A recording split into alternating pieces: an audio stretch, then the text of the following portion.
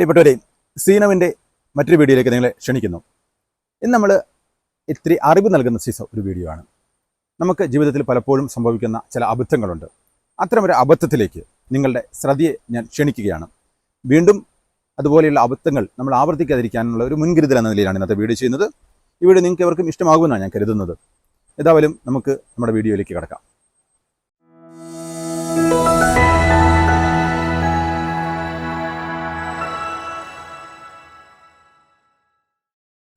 പ്രിയപ്പെട്ടവരെ, എൻ്റെ കയ്യിലൊരു രേഖയുണ്ട്. ഇതൊരു ആധാരമാണ്. നിങ്ങൾക്കത് മനസ്സിലാകുമെന്ന് കരുതുന്നു. എൻ്റെ ഫാദറിൻ്റെ പേരിലുള്ളൊരു ആധാരമാണ് ഞാൻ നിങ്ങളെ കാണിക്കുന്നത്. ഇത് ലാമിനേറ്റ് ചെയ്തതും നിങ്ങൾക്ക് കാണാൻ കഴിയുമെന്ന് ഞാൻ കരുതുന്നു. ലാമിനേറ്റ് ചെയ്തത് നിങ്ങൾക്ക് മനസ്സിലാകുമായിരിക്കുമല്ലോ. നമ്മളൊക്കെ ഇങ്ങനെ ആധാരവും അല്ല മറ്റ് സർട്ടിഫിക്കറ്റുകളൊക്കെ ലാമിനേറ്റ് സൂക്ഷിക്കാറുണ്ട്. നമ്മളെന്തിനാണ് ഇങ്ങനെ സൂക്ഷിക്കുന്നത്? കേടുപാട് സംഭവിക്കാതെ അല്ലെങ്കിൽ ദീർഘകാലം സൂക്ഷിച്ച് വെക്കാനൊക്കെയാണ്. ഇങ്ങനെ നമ്മൾ ആധാരം സൂക്ഷിക്കാറുണ്ട്. മറ്റ് വിലപ്പെട്ട സർട്ടിഫിക്കറ്റുകൾ, നമ്മുടെ ലൈസൻസ്, നമ്മുടെ ആധാർ കാർഡ്, അങ്ങനെ പല കാര്യങ്ങളും നമ്മൾ ലാമിനേറ്റ് ചെയ്ത് അത് മോശമായി പോകാതെ സൂക്ഷിക്കാറുണ്ട്. ഇതുപോലെ നമ്മുടെ school certificate, SLC certificate, +2 certificate, അതുപോലെ ഡിഗ്രി സർട്ടിഫിക്കറ്റുകൾ, ഇങ്ങനെ പലതും നമ്മൾ സൂക്ഷിക്കാറൊക്കെയുണ്ട്. പക്ഷേ ഇങ്ങനെ നമ്മൾ സൂക്ഷിക്കുമ്പോൾ നമുക്കൊരു അപകടം സംഭവിക്കാറുണ്ട്. ഞാൻ പറഞ്ഞല്ലോ, ഇത് ഒരു ആധാരമാണെന്ന് ഞാൻ പറഞ്ഞു. ഞാൻ ഈ ആധാരവുമായിട്ട് ഒരിക്കൽ ഒരു ബാങ്കിനെ സമീപിച്ചു, ഒരു ലോൺ എടുക്കാൻ ആവശ്യമായിട്ട്. പക്ഷേ ഈ ആധാരം കണ്ട മാത്രമേ തന്നെ അവർ പറഞ്ഞു, ഇത് ലാമിനേറ്റ് ചെയ്തുകൊണ്ട് നിങ്ങൾക്ക് ഈ ആധാരം വെച്ച് ലോൺ എടുക്കാൻ സാധിക്കില്ല. നമുക്ക് വേണമെങ്കിൽ കൈവശവും അതുപോലെ നികുതി രസീതൊക്കെ വെച്ച് ലഭിക്കാവുന്ന ലോൺ ഇതിൽ മേൽ കിട്ടാൻ, പക്ഷേ ആധാരം നമ്മളവിടെ ഏൽപ്പിച്ച് അല്ലെങ്കിൽ ആധാരം നൽകിക്കൊണ്ട് നമ്മളത് സെക്യൂരിറ്റിയായി വെച്ച് നമുക്ക് കിട്ടാവുന്ന ലോണ് നമുക്ക് ഇങ്ങനെ ലാമിനേറ്റ് ചെയ്ത ആധാരത്തിൽ ലഭിക്കില്ല. അപ്പം എനിക്കൊരു ബുദ്ധിമുട്ട് വന്നു. അത് അബദ്ധത്തിൽ സംഭവിച്ച ഒരു കാര്യമായിരിക്കാം, അല്ലെങ്കിൽ ഇത് കേടുപാട്, അത് പഴയ ഇതാണ് ആധാരമാണ്. അപ്പോൾ അത് അത്യാവശ്യം പിഞ്ചി ഒക്കെ പോകാൻ, അല്ലെങ്കിൽ അത് മുറിഞ്ഞു പല പീസുകളൊക്കെ പോകാനുള്ള സാധ്യതയും, അല്ലെങ്കിൽ അങ്ങനെ തുടങ്ങിയതുകൊണ്ടാണ് ഇത് ആധാരം ലാമിനേറ്റ് ചെയ്യേണ്ടി വന്നത്.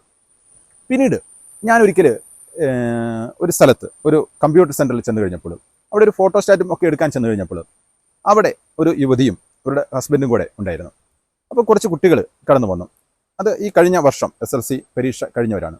ആ കുട്ടികളുടെ 2-3 പേരുടെ കയ്യിൽ ഇതുപോലെ ലാമിനേറ്റ് ചെയ്ത സർട്ടിഫിക്കറ്റുകൾ കണ്ടു.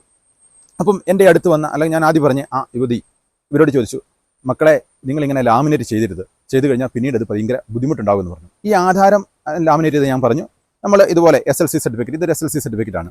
ഈ SLC സർട്ടിഫിക്കറ്റ് അങ്ങനെയുള്ള സർട്ടിഫിക്കറ്റുകളൊക്കെ നമ്മൾ ലാമിനേറ്റ് ചെയ്യുമ്പോൾ നമ്മളിത് പിന്നീട് പലപ്പോഴും പല അറ്റസ്റ്റേഷനും ആവശ്യമായി വരും.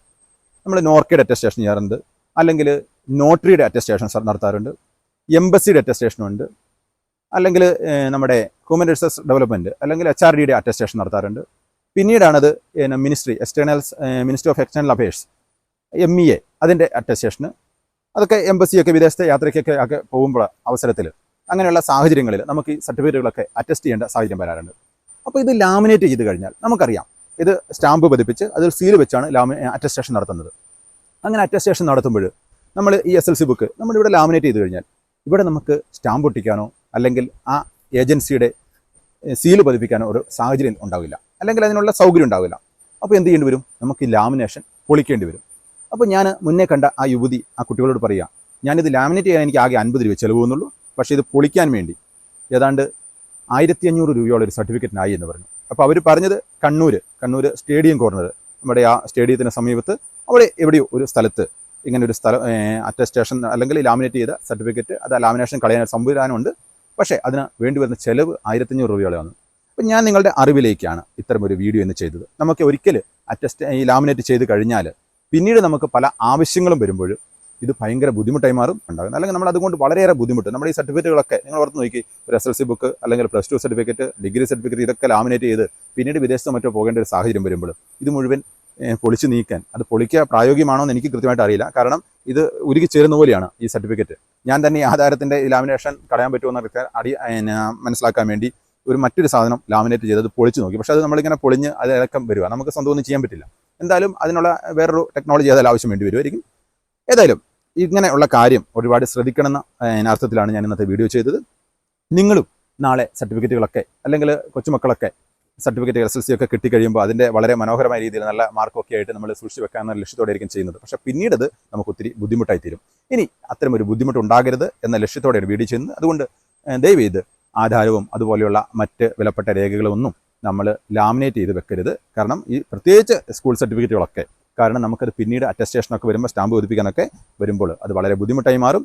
പിന്നീട് അതെങ്ങനെ ചെയ്യുമെന്ന് തന്നെ എനിക്ക് കൃത്യമായിട്ട് അറിയില്ല ആ കാര്യത്തിൽ. കാരണം അവരെങ്ങനെയാണത് കൈകാര്യം ചെയ്യുക എന്നത്. അപ്പോൾ നമുക്ക് പിന്നീട് വരുന്ന പല ബുദ്ധിമുട്ടുകളും ഒഴിവാക്കാൻ വേണ്ടി ഇത്തരം ചെറിയ കാര്യങ്ങൾ ഒന്ന് ശ്രദ്ധിച്ചാൽ ഒത്തിരി നല്ലതായിരിക്കും. പ്രിയപ്പെട്ടവർക്ക് നന്ദി.